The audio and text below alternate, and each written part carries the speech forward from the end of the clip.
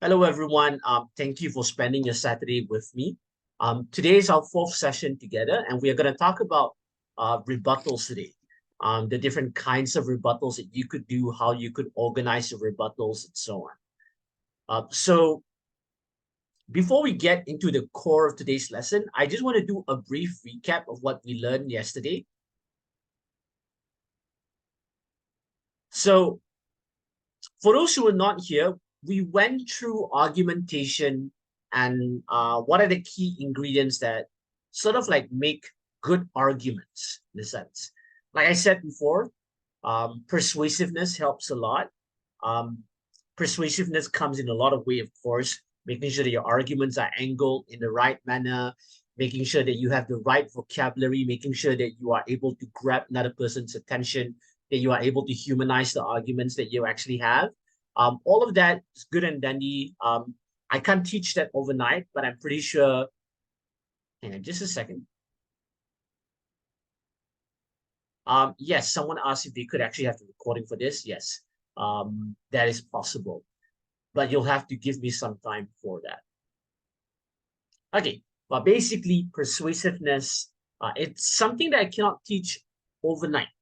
I'll admit that. There are ways, of course, that could help with your persuasiveness. Like, for example, um, picking the right vocabulary, being aware what of your burdens are within the debate, and along those lines, being convincing, being a good storyteller, and so on. The second way that you could sort of like help improve your arguments or to help make your argument sound good is to make sure that it's easy to follow. So you may not have flowery English, you may not have the public speaking skills of a public speaking champion and so on, but you can make sure that your arguments are easy to follow, easy to write down. The logic is easy to follow, and that is probably good enough for a lot of people.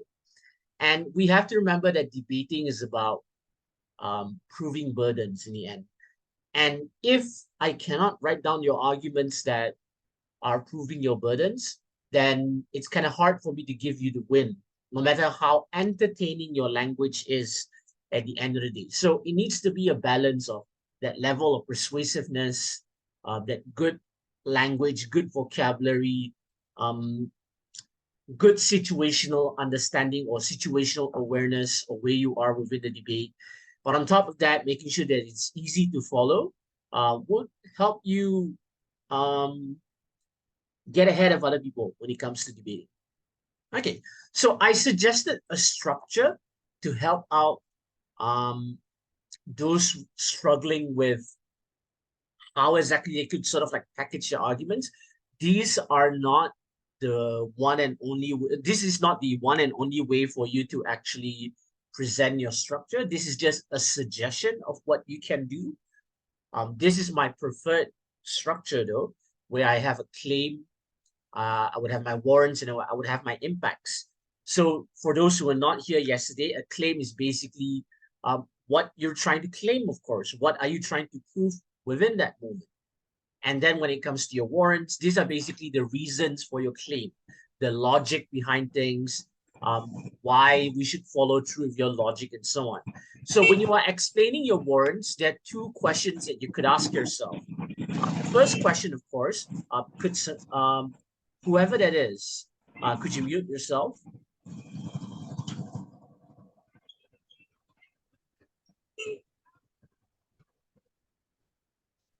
All right, could everyone mute themselves?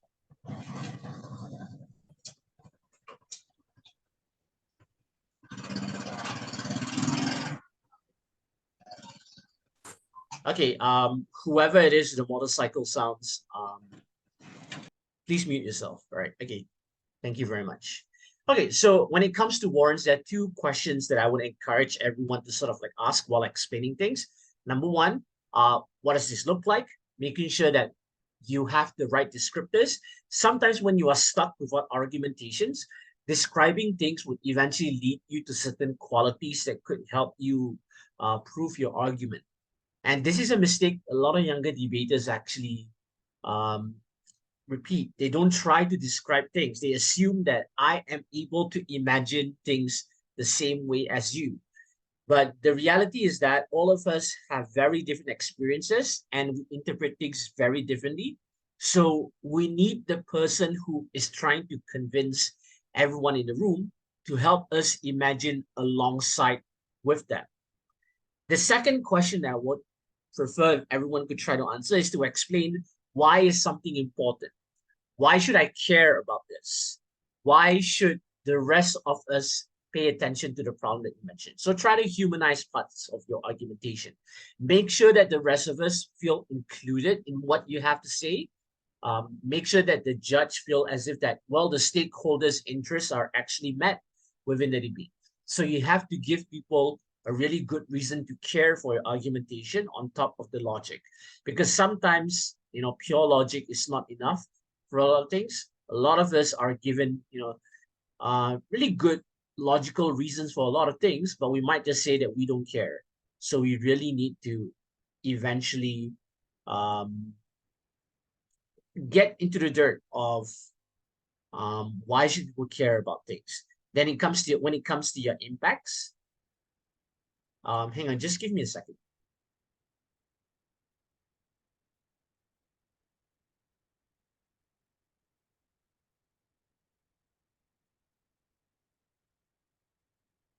All right, so when it comes to impacts, you need to sort of like explain what are the results of people following through with your arguments, what are the benefits of your arguments, and why it's more significant in comparison to your opponent's benefits itself.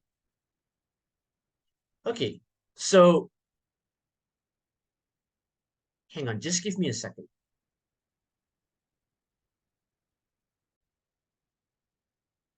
All right, sorry about that. Had some emergency just now. Hang on. Okay, so the reason why we have these three different components is basically to make sure that it's easy for people to understand where you're going. It's kind of like when you tell a story, it would be nice if you have a beginning, middle, end. It's quite similar when it comes to explaining an argument. When you have a good header through your claim, it's easy for people to understand the rough idea of what your argument actually is, the gist of it. The easier it is for them to write it down, the easier it is for them to give you the win eventually, or to understand your argument in the first place. The whole idea behind the warrant is to make sure that there is a logic that people can actually follow. It actually pushes you into a discipline that forces you to explain the logic behind your ideas instead. And lastly, when it comes to impacts, this is where people get to understand, why are your ideas significant? Why your ideas are something they should care about in the first place. So, okay. So for today, we're going to talk about rebuttals in general. I'm going to spend a bit of time talking about how I would prefer my rebuttals to be. These are not meant to be rigid structures, but these just happen to be preference on how things could operate itself. Okay, so I don't need everyone to sort of like answer this, because at this point of the sorry, at this point of the lesson, this is the recorded part, and I think some of you are uncomfortable with being part of the video and so on. So we can reserve interactions for the exercise portion of this class. But I'm pretty sure some of you have your own idea on how exactly you tell someone that they're wrong. And I'm not so sure how effective it has been. A lot of people do have that basic idea. They know what exactly is wrong in another person's speech, so they would point it out, and they would actually tell the other person that the line of logic is probably wrong. Now, technically, there's nothing, ironically enough, there's nothing wrong with doing that, but I do feel it's a bit systematic when there are a lot of things that you need to worry within your debate speech, or within your opponent's debate speech, in that sense. So I would suggest that you categorize the kinds of things that you are about to rebut, but we'll talk about that in a bit. So to understand how to tell someone they're wrong, you have to understand that you are convincing listeners as much as you're arguing against another person. So it's not just about convincing the person in front of you. And when it comes to competitive debating, you can't exactly convince the other side. Even if they are convinced, they won't admit it that they are convinced because it's their job. They are playing the game also. So they can't put up, um, that realization that they're probably wrong in that moment.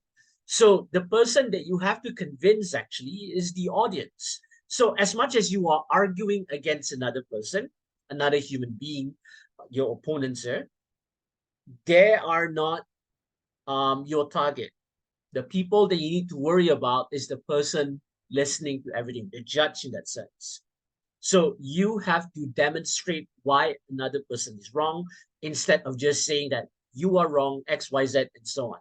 Demonstrate why another person is wrong.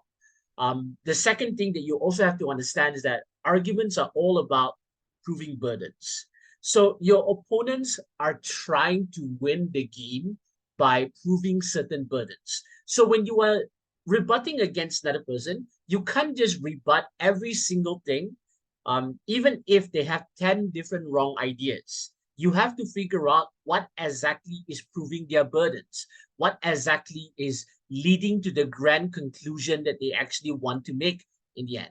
So this is why burden identification is important, not just in building your arguments, but to also figure out what are other people trying to do in the process. So when other people are listening, sorry, um, when it comes to argumentation, um, when you build argumentation, you normally have a certain structure. Even if you were to just come in with the most random arguments, I'm pretty sure there is some semblance of structure. So one of the more effective ways to run rebuttals is to also have your own form of structure. And the way I would encourage most people to do it is to, of course, state your disagreement, to figure out what exactly you disagree with first. Don't just jump into the debate saying that another person is wrong. You have to tell people what you disagree first. Because if you were to suddenly throw a random rebuttal and someone might not know what exactly you are dealing with in that moment, then people will get lost in the process. So you have to say explicitly what you disagree and then provide your rebuttal proper. Now, when it comes to stating disagreements, you could, there are different ways that you could do it. You could summarize your opponent's argument, you could quote them, or explain what was implied by them. The first two are probably the more basic ones, the ones that most of you are familiar with, where you summarize another person's argument. You would say that, well, my opponent said X, Y, Z. Here's our rebuttal for that. Or you can quote them directly and so on. These are the most basic forms of stating disagreement. But the more advanced one, I don't think we will cover this in this class, but I'll just talk about it in a bit. You could also explain what was implied by the argument. So if somebody were to say X, Y, Z, but the reality is that X, Y, Z also means that ABC is also true. So then you could take your time to explain what is implied by the argument. So for example, if someone might say that, well, we still need to imprison people who steal despite their economic background. Let's say somebody would say that. Rather than just directly summarizing that part, you could also explain what could be implied from it. So you could say that this implies that we as a society are setting people up for failure just because they were born into situations that make them desperate in the first place. So you can sort of like follow through what are the consequences of the arguments that they are presenting. We don't have to do that explicitly today, but doing the first two is good enough. Summarize another person's argument, quoting them, and then get into what is implied by the other side. Of course, this does not mean you are free to misrepresent someone, but within reason, of course, what you think is implied by their rhetoric or by their argumentation. Okay, so here's where it comes to your rebuttal proper. Even when it comes to your rebuttal proper, you also need to sort of like narrow down what exactly you are disagreeing with another person. And I like to divide them into three different parts. Three different kinds of rebuttals. Whether you are rebutting the context, so some people might call this recharacterization, or sometimes you might have a definitional challenge. But nowadays, I don't think it's a big issue. We don't have to worry too much about definitional challenge nowadays. I think what most people are worried about is people giving an unfair context or a biased explanation of the events. You might want to work around that instead. So you might want to work around the context of things. Or number two, this is where most rebuttals actually lie. And I think this is what most of you already understand when it comes to debating, which is the quality or the content of the argument. And I'm pretty sure this is intuitive for most of you when you get into arguments with another person. You try to take a look at, how bad are the arguments that they present, and you try to explain maybe the logic of certain things are not right, maybe the facts of the events are actually wrong, whatsoever. So that mainly falls under the second category, the quality or content of arguments. Then there's the third category, mechanism. So sometimes you might agree with the context of the debate. You might think that, yeah, their arguments make sense or whatsoever, but you might not agree with how they carry things out, how exactly they are carrying out a certain solution. Maybe the solution would make things worse. I don't know. It all depends on how you want to present it. Maybe the solution would actually bring more harms. Maybe the solution is overly complicated instead. So you have these three different kinds of rebuttals that you could rearrange your ideas. So start with the context, quality of content, and then mechanism. So these are the three kinds of rebuttals that you could focus on. We'll go through this again in a bit through my rebuttal tree a bit later. But I have to admit, most rebuttals work around the content of your opponent's arguments. So while sometimes you might not be happy with the context of things, you might not be happy with how they carry out things, more often than not, a lot of rebuttals are around the content of their arguments, which means their warrant, their impacts, and so on. Okay, so there are two documents that I want to share with the rest of you. I have it on screen actually.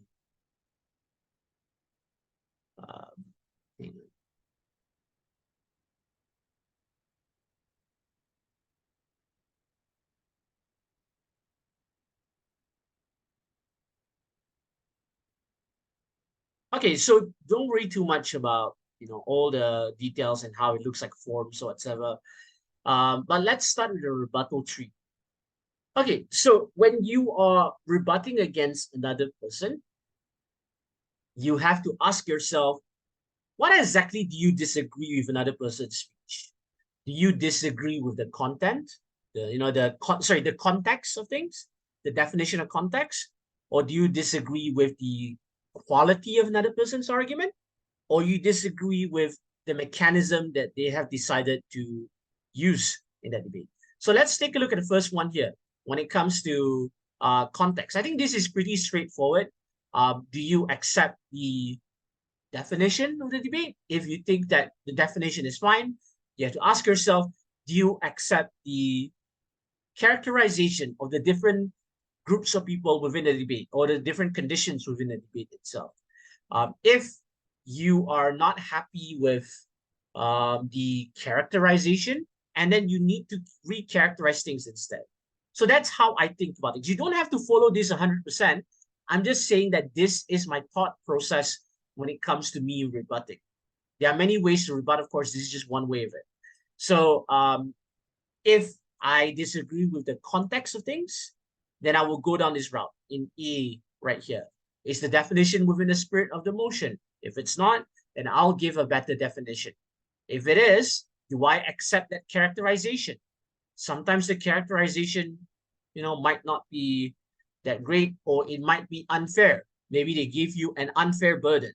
So then you could recharacterize the debate to give yourself a fairer burden instead. Okay, let's skip B. I want to move to C first. I want to talk about solutions. So sometimes in debates, you might have motions that require certain mechanisms or solutions to certain problems and how it is carried out. For example, you might face a motion like um, this house would give um, all political candidates equal airtime on television before elections. So you might want to say that this is probably not the best solution.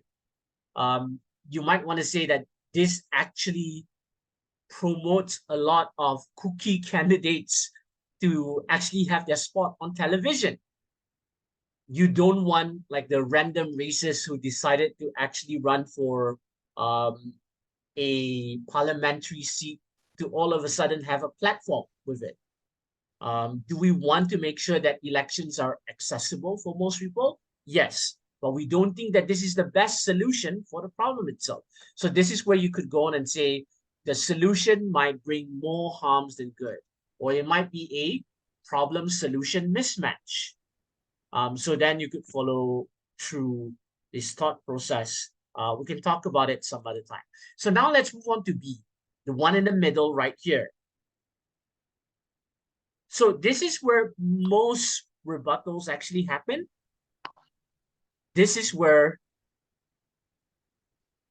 most of us would be arguing against, the thought process that most of us would actually have.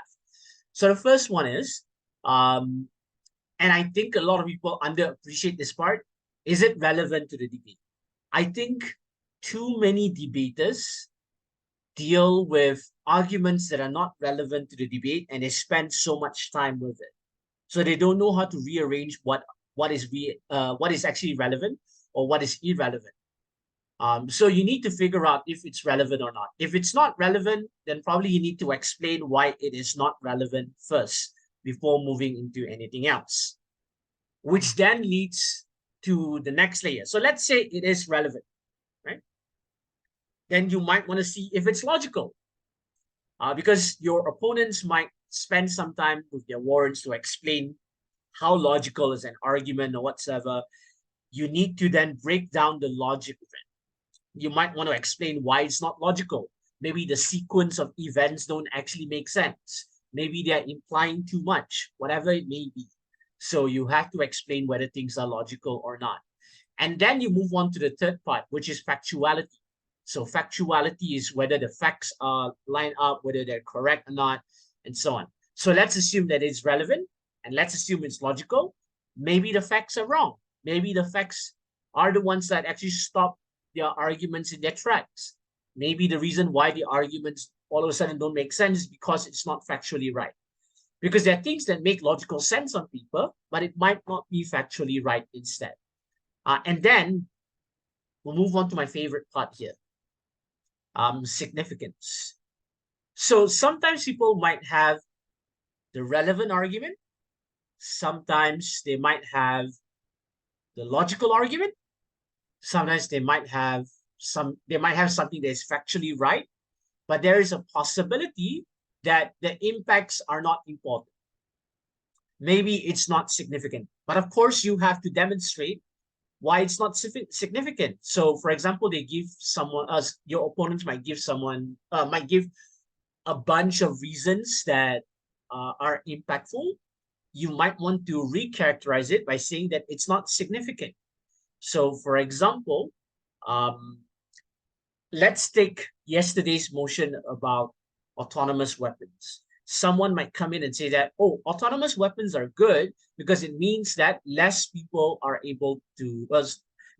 would die in wars in the long run because we just have these robots fighting all these terrorists or whatsoever. We don't have to worry about our family and friends dying in some war zone in that case.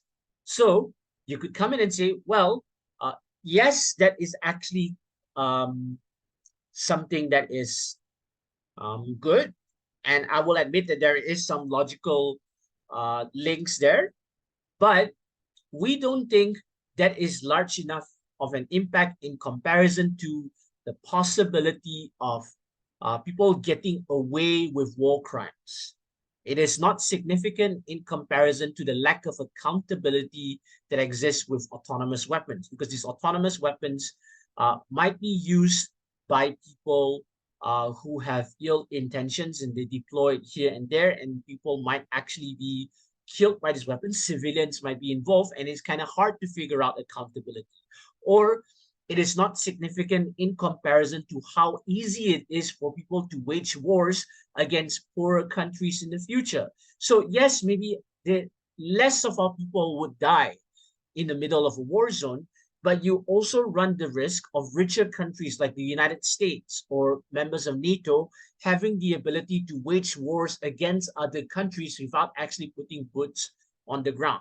That is a larger, more significant problem, because it means third world countries will always be victims because they won't be able to afford these autonomous weapons at the end of the day. And I think we've already seen huge precedents from this, how in the Obama administration, they may not have declared war against other countries outright, but you see an uptick of drones. Drones are technically not fully autonomous weapons, but it has already allowed us to detach ourselves from all of these problems in the first place. And we don't worry about the impacts of it. What more to say when it comes to autonomous weapons where we cannot figure out accountability, where people can just blame glitches or malfunctioning weapons, so along those lines, and generals who just wash their hands off. So these are larger problems in comparison to the possibility of our people dying.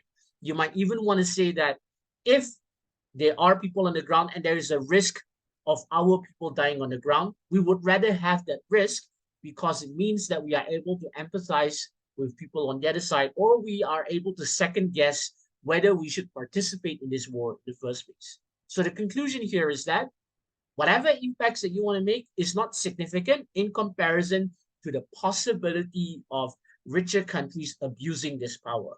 That is a much more larger, significant problem that we need to deal with at this moment. So that's how my thought process goes when it comes to rebutting. Figure out if something is relevant, and figure out if something is logical, figure out if something is factual, and then you can figure out whether the impacts are significant or not. That's my favorite part. And of course, you could also explain why certain characterizations might not be that great or whatever it is. Right? So this is how I think about rebuttals. So if this rebuttal tree sounds like a lot, and I understand some of you might be new to it, this is why I created this rebuttal structure. So within this rebuttal structure, you could try to, write down your opponent's arguments here. You could write down whatever you disagree. You might want to quote people. You want to summarize them, or write down what has been implied by your opponents. So you could start off right here. Again, this is not meant to be a rigid structure. This is just something that you could use. You could print out or whatever you could use and figure out how you want to think about rebuttal. So summarize what your opponents have to say first, and then you could manage your rebuttals. This is really important when you manage rebuttals, because it helps you narrow down your disagreements, and it helps you sort of like calm down on what exactly you are engaging with. Are you engaging with their context? Maybe their context isn't great whatsoever. Maybe their context is wrong. Maybe their context is unfair. So you can take the time to reframe. If you disagree with the quality of argumentation, then we can go down this list here. If you disagree with the mechanization of things or how things are carried out, maybe you agree the context, agree the argumentation, but you just disagree with how things are carried out. And then you can talk about the mechanization of your opponent's ideas, how they carry out something. Okay, so when you are arguing according to the quality of another person's argumentation, you could use all these different corners here to explain things. Again, this is not meant to be a rigid structure. It's just that sometimes people are stuck. They cannot think about things. So having a discipline would actually be quite helpful. Try to try to follow through the prompts here. Why is this argument relevant? why um why other sorry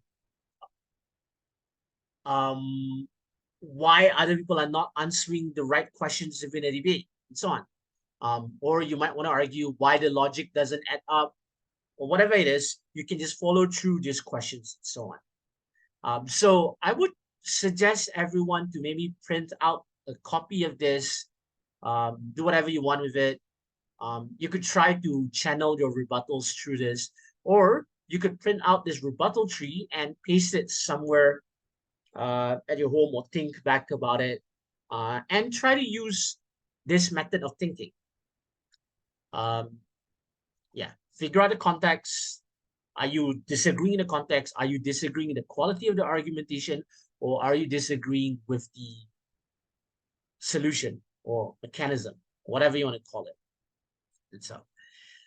So a bit of a detour, but if you ever get into proper opinion writing, I know when you get into university or something, you might face something similar. It's called stasis theory, but you don't have to worry about it right now. All I'm just saying is that this is just another version of stasis theory, where you figure out whether you disagree the context, whether you disagree the quality, or whether you disagree the solution things. Okay, so I'm going to demonstrate. I'm going to demonstrate how you can use these kind of things.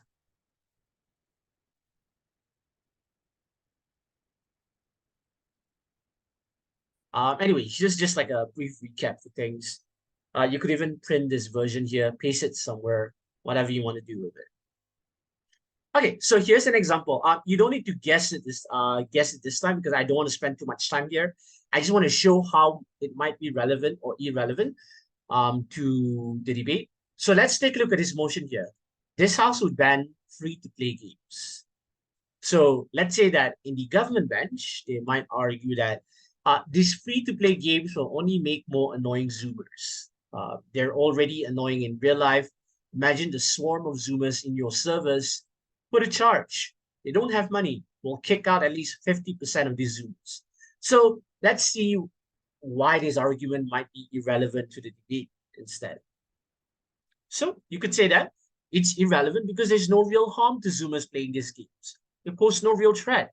These games are probably made for Zoomers in the first place. This has nothing to do with the nature of these games. So there's no point to this argument. So a lot of younger debaters think that they have to rebut every single thing within a debate. They don't have to. They don't actually have to deal with every single argument. If the argument isn't actually relevant to the debate, then explain why it might not be relevant to the debate instead. Okay, let's take a look at the second one, logic. This house would only allow organ donors to receive organs. So the argument here might be, if we allow people who never sign up for organ donation to receive organs, then we don't know who these people are. We have no idea if they're suitable because we have no records. We have no idea if they really need the organ transplant in the first place. So in this situation, you could say that, well, that doesn't make any logical sense, because no one simply asks for an organ transplant if there is no need for it. No one really does that. No one goes into a clinic and say, "Hey, doctor, I want a new lung." No one does that. Even then, at the end of the day, doctors will have a final say. Plus, doctors will be able to identify who is suitable, even if they don't have most of the medical records. They know how to take precautions. They are trained for it. No doctor is just going to pair somebody with a random organ. It's not like free candies given out during Halloween. That's not how things work. It's not logical. That's it. So that is an example of how you could dismantle another person's logic. All right. So the third thing I want to talk about is factuality. But I think I need to explain a bit about the drawbacks of correcting someone within a debate. Now, lying, of course, is frowned upon in debating, and it's not good for the game, not good for the health of the game, and we should always call it out. However, we need to also understand that when you are correcting someone's facts, there is always a possibility that the logic behind the argument still makes sense, that the facts are just there to help demonstrate the logic. So the argument might not have been dependent on the example or the analogy that they give. So while fact checking is necessary and it's good, you should always do it and so on, you always have to ask yourself if it is necessary, if it actually helps you win the debate. So yes, someone might lie in a debate. There are a lot of horrible people out there who lie within their debates, and then they get away with it. But there is only so much fact checking that you can do, that it's better for you to actually rebut the logic behind their arguments instead. So there is only there's an upper limit when it comes to factuality. But anyway, let's take a look at an example of an argument that might be factually wrong. So let's say that, let's take a look at this argument. This house opposes online education post-pandemic. And the argument that they run is online education is the reason why this generation of students are worse off. The number of failing students have increased. Most students refuse to study because everything is online and teachers have given up. Teachers refuse to work because they don't know how to use applications like Zoom or Teams. Okay, let's assume that this is the government bench argument. Why is this argument factually wrong in some sense? So you could argue that, so you could rebut and say that while learning has been disrupted, it is unfair and factually wrong to say that online education in general is the reason why students are failing. Yes, it took time for people to adjust, but eventually people got the hang of it. Some students even prefer things to be online. There is a wide range of people with different needs, so we need a wide range of options, and online education is one useful option that could exist. You could also say that it's kind of unfair for you to say that teachers don't know how to use application like Zoom or Teams. Yes, of course, they are teachers who might not know how to use it, but these are things that all of us can learn. Like all of you managed to click the link on Zoom, right? All of you managed to actually join this call. So I'm pretty sure it is something that most of us can eventually learn how to use. So that could be factually wrong in that sense. Okay. Let's talk about my favorite one, significance. Because this is, to me, if you are able to actually deal with significance, it shows that you are maturing as a debater.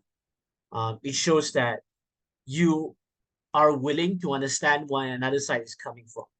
So let's take a look at this argument here. This house will impose higher medical fees on patients with a history of ignoring medical advice. So the government bench might argue that a higher medical fee will force stubborn patients to change their behaviors. These stubborn patients are most likely to be returnees too, which means they take up resources that could have been allocated to more deserving patients. This allows greater efficiency and acts as a deterrent against stubbornness. So this argument is relevant, very relevant to the motion. This argument also makes a lot of logical sense, that a lot of people are stubborn, that a lot of people won't change their ways. And this is where you can say that I understand where people are coming from, but it is not significant in comparison to a larger problem that might exist after this. So I'll demonstrate. So why are these impacts insignificant? Because spending more money on these patients is an insignificant harm in comparison to patients not being able to afford their medical bills, and even worse, die from their illnesses.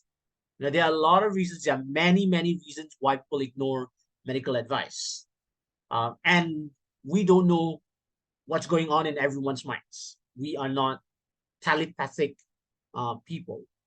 But the only way you could convince people to follow medical advice is when people don't feel that they are being attacked, that they can consume that information because they want to, and they are welcome into that.